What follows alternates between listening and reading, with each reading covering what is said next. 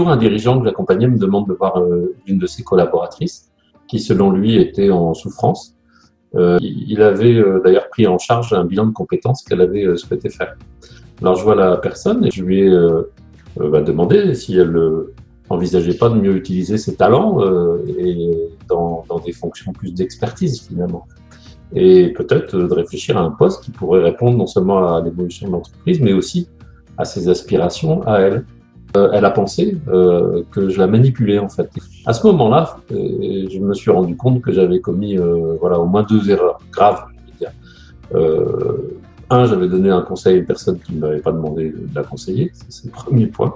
Et puis 2, ce qui peut paraître, ce qui paraissait une évidence pour moi en fait, ne l'était absolument pas pour elle. Et voilà, c'est pour ça que j'ai suivi cette formation.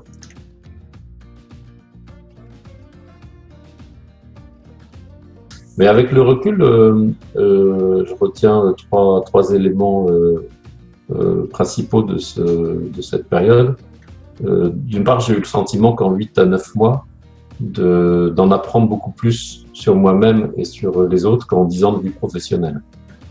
Ça, c'est le premier point. Le deuxième point, c'est que j'ai vécu, comme tous ceux qui suivent cette formation, des moments d'émotion très forts. Voilà, c'est quelque chose que je suis pas prêt d'oublier et qui m'a fait beaucoup avancer dans l'accueil en fait des émotions, qui est une partie importante de notre métier de coach.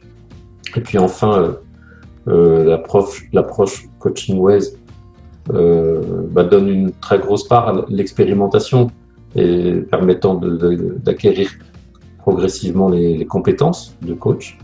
Mais on aborde aussi de nombreux modèles et ces modèles me sont très utiles en fait dans mes coachings, sachant que j'ai un gros faible pour le cadran d'Hoffman, dont je suis un adepte inconditionnel. La valeur ajoutée d'ICF, déjà, c'est d'avoir clarifié, d'avoir bien établi les compétences des coachs, et d'avoir normé cela, et surtout d'amener aussi les coachs à se former en permanence. Ce sont des dirigeants, des cadres dirigeants, des managers, des équipes aussi, l'équipe de CODIR par exemple, à la fois dans le public et dans le privé. Et j'accompagne en fait à la fois les personnes et les équipes, notamment dans des processus de changement et de transformation. Donc soit en coaching individuel, soit en accompagnement de la transformation, soit en amélioration de la cohésion d'équipe, par exemple, ou de l'efficience collective.